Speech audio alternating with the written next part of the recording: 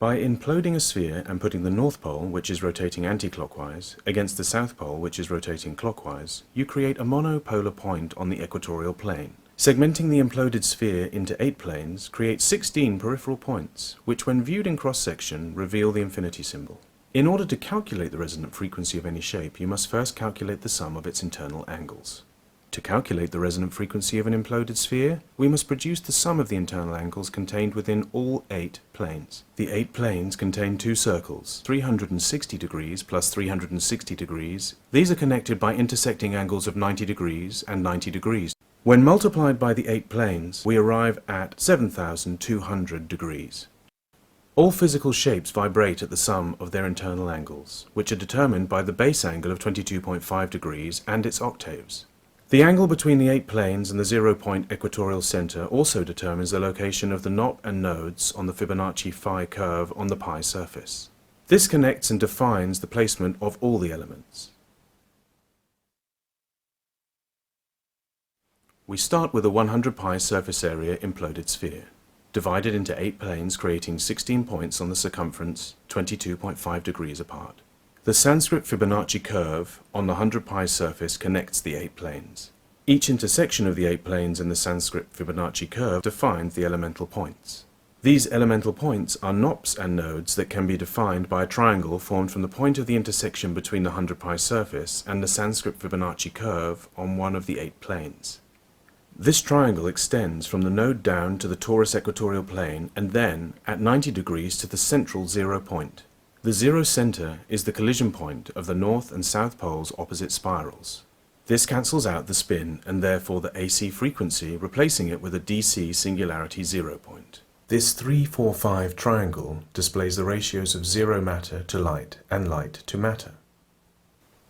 From the area of the triangle defined by this right triangle with the ratios of 3 to 4 to 5, we are able to calculate the resonant frequency of the element. This is done by dividing the ATV by time.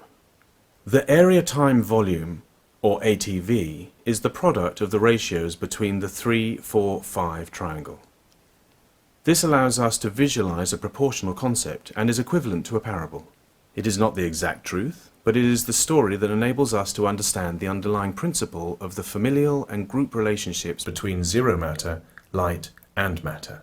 The model of the elements describes the parable of family relationships that exist between 0 matter, light, matter, sound, crystal form, positive and negative charge, paramagnetic disposition, and form. The ATV represents the resonance of the elemental point, its charge density, and therefore its gravity. Gravity is the inverse relationship of an osmotic effect, which is created by a lower charge density element, defined by alternating current, being attracted towards the higher charge density of a singularity 0 point, representing direct current. The ATV illustrates the elemental charge density by representing the area that the fixed charge occupies. The elemental resonance is equivalent to and defined by the melting point of the element, which is defined by the ATV triangle area. When the resonance is divided by time, represented by 24 hours, 60 minutes, 60 seconds, and normalized with the speed of light using a factor of 7.5, this produces the rectified base resonant frequency. This is important because once you know the resonant frequency of an element, you have the metric with which to manipulate matter, as demonstrated by the figures of JqLQ.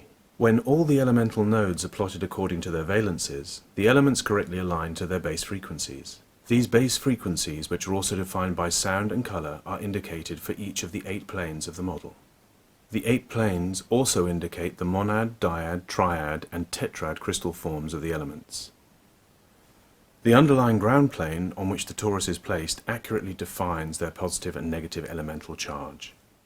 This ground plane also demonstrates the paramagnetic and diamagnetic character of the elements. The disposition of the sorted elements, once correctly placed across the torus model, according to their octave progression, take on their unique planes of reference. The noble gases, which are classified as inert, occur on the same plane. Hydrogen is also a gas and occurs at the 0 point of that plane, which is the point of greatest charge density. Hydrogen, therefore, has the greatest charge density of any element. The octave model defines the relationship between the frequency and crystal form in order to enable the reconciliation between 0 matter, time, light, and matter. It is a proportional representation of the infolding and warping of time and space. As the model of the elements defines the location upon the pi surface that each element will report to, the octave model allows for the visualization of the charge density, crystal form, and resonance of each element. This model is capable of defining and quantifying the 8-shell internal structure of each atom. The octave model, which represents 1/8 of a sphere, visualizes the musical octaves, the relationship to their crystal forms, and their 22.5-degree primary, 45-degree secondary, and 90-degree tertiary spatial dimensional relationships. The octave model, when folded, demonstrates the alteration of the area-time volume as it metamorphoses from the high charge density 5th dimension to the low charge density 1st dimensional base. The new shape derived from the base 22.5-degree angle is the translate representing the relationship between direct current, which is zero matter, and alternating current, which is matter. Rectifying the zero matter, which operates on a base of 12, and matter, which operates on a base of 16, is essential to any torus spiral collision-based fusion device capable of operating at room temperature or above. This principle is demonstrated by the operation of our plasmoid thunderstorm generator. In order to achieve this rectification, you must first divide the one-dimensional zero-matter circle into 16 points, spaced 22.5 degrees apart, to create the two-dimensional zero-matter circle. This represents the transition from the infinite zero-matter circle to the finite matter square. When you join the 16 points on the circumference of the circle to their equal and opposite mirror points, you create 2 large squares, 4 small squares, 2 large rectangles, and 8 small rectangles. This is a total of 16 cuboids generated from a 16-segment sphere. This represents the proportional translation between zero matter and matter. From this, one can calculate both the sphere and the volumes of the cuboids within the sphere. The plasmoid thunderstorm generator was conceived as a demonstrable proof of the ability to create charge and discharge plasmoids based on the model of the elements and the octave dimensional model. The major components of this system are a frequency imprinting device, which acts through ionization to precondition the frequency of the air. This airstream is drawn into a pulsed vacuum through a body of water, which promotes the creation of plasmoids through the collapse of cavitation bubbles. The pre-ionized air amplifies the atomic effect, as it is resonant with the frequency generated by the zero point of a collapsing cavitation bubble. These plasmoids are then drawn into the center of the thunderstorm machine, which counteropposes hot dry exhaust gas from an internal combustion engine against moist cold air induced by a vacuum created by the same motor. This creates free electrons, which are then captured by the plasmoids. These electrons are stored by the structuring of the plasmoid, which has the capacity not only to store the electrons, but also to share them with the plasmoid swarm, so as the swarm can maintain a base resonant frequency.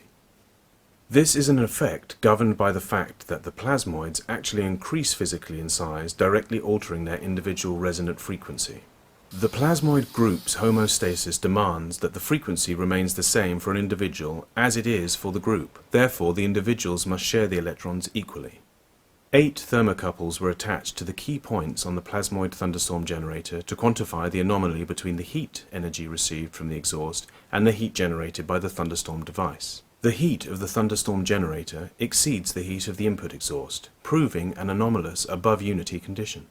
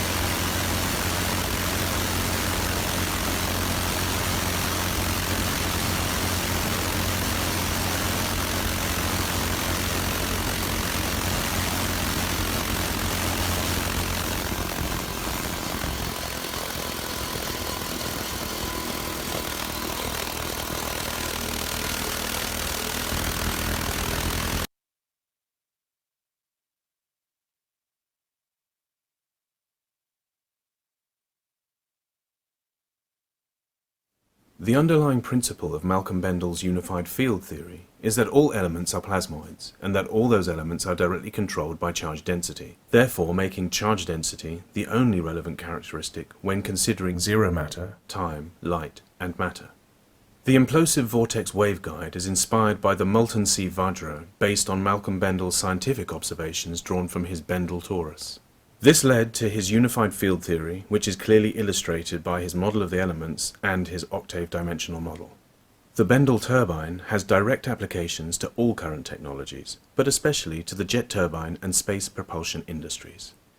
The Bendall turbine manipulates the movement of air using a structured waveguide to create an implosive vortex. This vortex, once established by the waveguide, becomes self-structuring, self-organizing, and self-perpetuating around a pole emanating from the zero point of the model. This effect induces a vacuum, which is the defining operating parameter of the turbine. The airflow, which creates a clockwise imploding spiral vortex, centralizes and compresses the oxygen and fuel, which is then combusted to create a fire tornado, producing internal heat and an external vacuum. A conventional jet turbine directs the heat generated onto the blades, which in turn creates differential expansion. In contrast, the Bendall turbine directs the heat away from the blades, whilst the incoming air cools the system, creating a boundary layer that insulates the blades against the radiant high temperature emitted from the compressed fire tornado vortex core. This is equal to the effects demonstrated by the Plasmoid thunderstorm generator. A conventional jet turbine blade has a high-pressure boundary layer that generates friction and therefore heat, whereas the Bendall turbine fire tornado creates a central vacuum, which expands out beyond the turbine blades and has the effect of causing the air in front of the Bendall turbine to be sucked into the central vacuum. The vacuum creates a minimal boundary layer effect, reducing friction and cools the turbine.